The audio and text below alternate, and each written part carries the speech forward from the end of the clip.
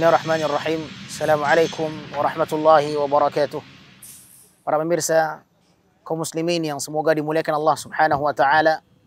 Alhamdulillah, segala puji hanya milik Allah Rabbul Alamin, yang dengan izinnya Allah Subhanahu wa taala memudahkan proses yang telah kita saksikan bersama, bagaimana pembangunan sedang berlangsung saat ini.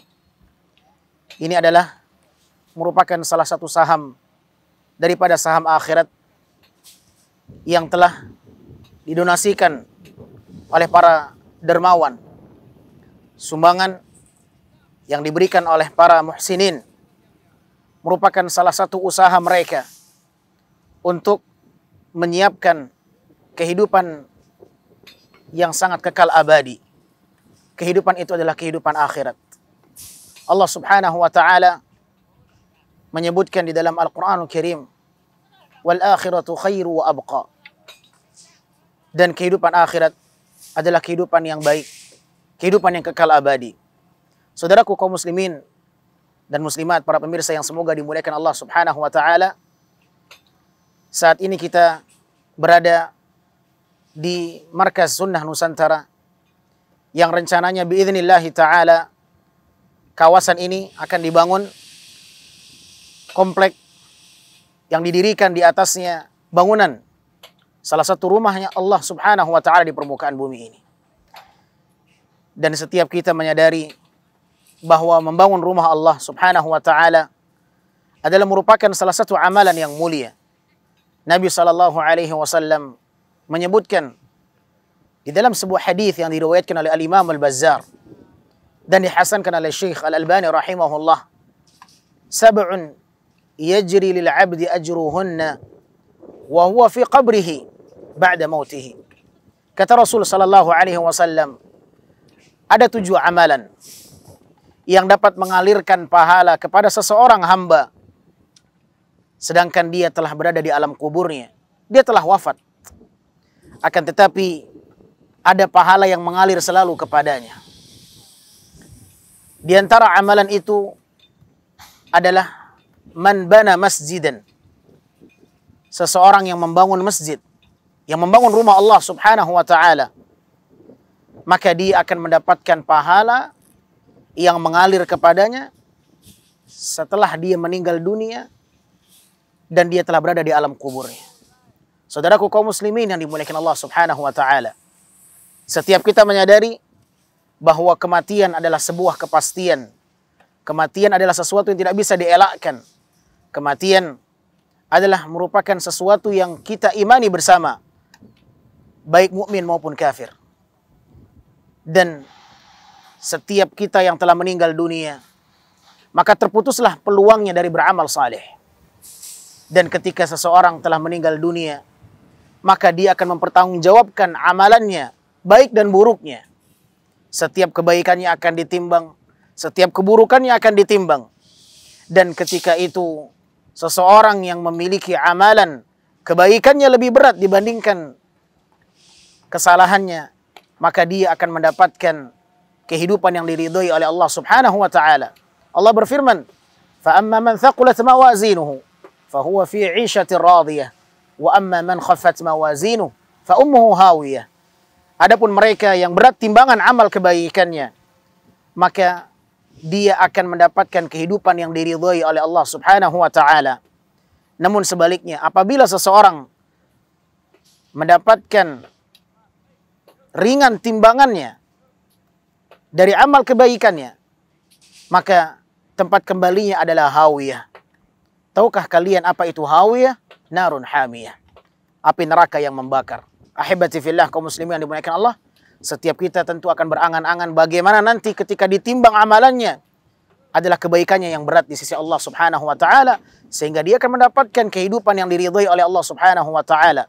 Dan alangkah bahagianya ketika seseorang yang telah berada di alam kuburnya, akan tetapi itu tidak menutup peluang baginya untuk mendapatkan pahala yang mengalir kepadanya.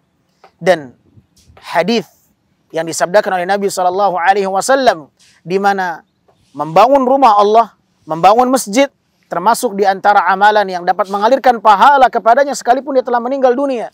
Maka hadis ini adalah busyra, salah satu kabar gembira bagi mereka orang-orang yang mukmin. Bagaimana tidak ketika dia telah terbaring di alamul barzakh, dia telah berada di alam kuburnya, tetap itu tidak menutup peluang baginya untuk tetap mendapatkan pahala dari Allah Subhanahu wa taala. Dan setiap kita hendaklah berusaha memiliki saham dan amalan yang bisa mengalirkan pahala.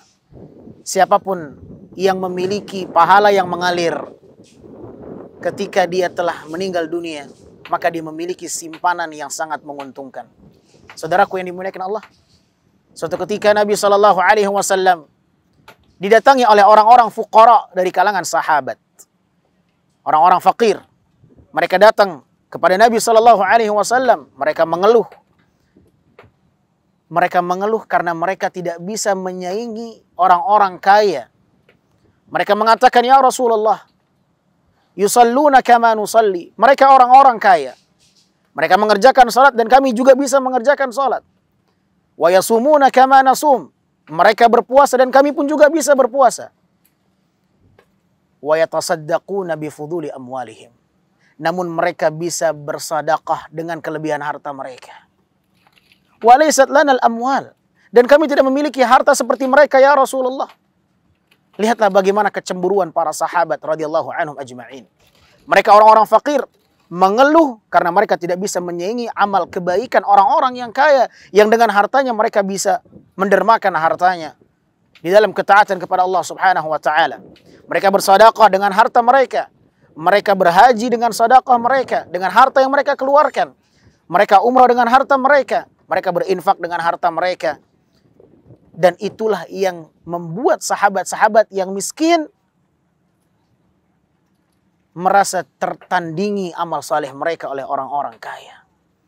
Ini yang mereka keluhkan di hadapan Nabi SAW. Mereka tidak bisa berinfak. Mereka tidak bisa bersedekah. Mereka tidak bisa membelanjakan sebagaimana orang-orang kaya bisa mengeluarkan hartanya untuk kepentingan akhirat mereka. Ini yang dikeluhkan oleh mereka. Sudahkah kita mengeluhkan sebagaimana mereka para sahabat mengeluh ketika mereka tidak bisa berinfak? Pernahkah kita mengeluh ketika kita tidak bisa bersedekah sebagaimana para sahabat mereka mengeluh ketika mereka tidak bisa bersedekah dan mengeluarkan harta di jalan Allah Azza wa Jalla? Saudaraku yang dimuliakan Allah, jangan pernah mengandalkan pahala yang hanya dihasilkan di masa hidup saja. Jangan hanya mengandalkan amal saleh yang pahalanya hanya di kehidupan dunia dan tidak berlangsung berkelanjutan sampai dia meninggal dunia. Akan tetapi miliki amalan, miliki sebuah amal yang pahalanya bisa mengalir kepada kita sekalipun kita telah meninggal dunia. Dan ini harus menjadi PR kita semuanya. Ini harus menjadi usaha terakhir kita sebelum kita meninggal dunia. Dan siapapun di antara kita yang memiliki amal kebajikan dan mengalir pahalanya kepada dia sekalipun dia telah meninggal dunia, mereka lah orang-orang yang beruntung dan mereka mendapatkan pahala yang sangat besar. Saudaraku yang dimuliakan Allah, jangan menunggu kematian baru kita mau mengeluarkan harta dan bersedekah di jalan Allah Subhanahu wa taala. Allah Subhanahu wa taala menceritakan adanya orang-orang yang menyesal ketika mereka telah dikubur, mereka telah meninggal dunia, mereka menyesal dan mereka menjadi orang-orang yang tidak bisa berusaha menggapai kebaikan di masa hidupnya. Mereka melalaikan kesempatan-kesempatan, peluang-peluang untuk menggapai kebaikan. Allah Subhanahu wa taala menceritakan di dalam surat Al-Munafiqun di ayat yang ke-10. Wa anfiqu mimma razaqnakum min qabli an ya'ti ahadakumul maut fayaqul rabbi laula akhartani ila ajalin qaribin fa asaddaqa wa akun minas salihin. Allah Subhanahu wa taala mengkhabarkan di dalam ayat ini, hendaklah kalian berinfak dari apa yang telah kami rezekikan, yang telah kami anugerahkan kepada kalian berupa harta sebelum datangnya kematian. Min qabli ayyati ahadakumul maut. Karena ketika seseorang telah meninggal dunia, maka Allah menyebutkan ada satu angan-angan sekiranya mereka bisa kembali ke dunia, mereka ingin bisa bersedekah di jalan Allah Subhanahu wa taala. Allah Subhanahu wa taala menyebutkan dalam ayat ini, laula akhartani ila ajalin qarib, ya Allah sekiranya Engkau berikan kepadaku waktu, umur tangguh sesaat untuk bisa kembali ke dunia sesaat saja ya Allah. niscaya mereka akan bersedekah, mengeluarkan hartanya di jalan Allah Azza wa Jalla. Fa as-saddaqa wa akum minas salihin. Ternyata ma'asyal muslimin, ma'asyal muslimat yang dimuliakan Allah. Ternyata angan-angan yang sudah dirasakan oleh mereka yang telah meninggal dunia. Ternyata mereka tidak berangan-angan kalau seandainya mereka kembali ke dunia mereka akan sholat, bukan itu. Kalau seandainya mereka orang yang telah meninggal dunia, mereka kembali ke dunia, ternyata angan-angan mereka bukan untuk bisa berpuasa, bukan untuk bisa berhaji, bukan untuk bisa mengerjakan amalan-amalan yang bersifat umum, tetapi yang diangan-angankan oleh mereka yang telah meninggal dunia ternyata adalah bersedekah. Fa as-saddaqa wa akum minas salihin. Kembalikan aku ke dunia sesaat ya Allah agar aku bisa bersedekah. Subhanallah. Apa rahasianya? Kenapa orang yang telah meninggal dunia mereka ingin kalau seandainya kembali ke dunia agar bisa bersedekah? Kenapa tidak agar bisa berhaji, bukan agar bisa mengerjakan yang lain? Kata para ulama, karena orang yang telah meninggal dunia dia sudah merasakan manfaatnya sedekah.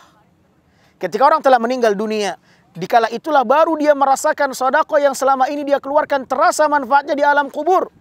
Sehingga tidak ada angan-angan orang yang telah meninggal dunia kalau seandainya mereka bisa kembali ke dunia melainkan sedekah, karena sedekah telah dirasakan manfaatnya ketika kita telah terbaring di alam kubur.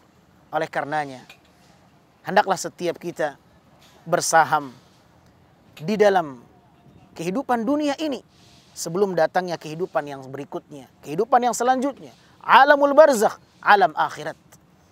Semoga ketika kita mau bersaham dan menginfakkan harta kita di jalan Allah Subhanahu wa taala, dan kita berharap dengan infak ini kita memiliki pahala yang mengalir kepada kita sekalipun kita telah meninggal dunia.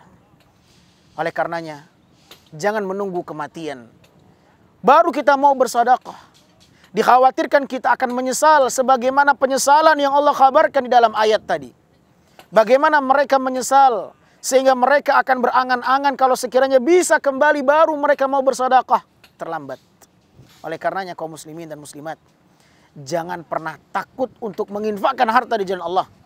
Karena sejatinya ketika kita khawatir menginfakkan harta kita di jalan Allah, sejatinya adalah syaitan yang membisikkan ke dalam kita.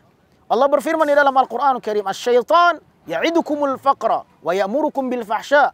Sesungguhnya syaitanlah yang mengajak kalian untuk menjadi orang yang takut dengan pelit, takut kalian miskin. Ya'murukum bil fahsya.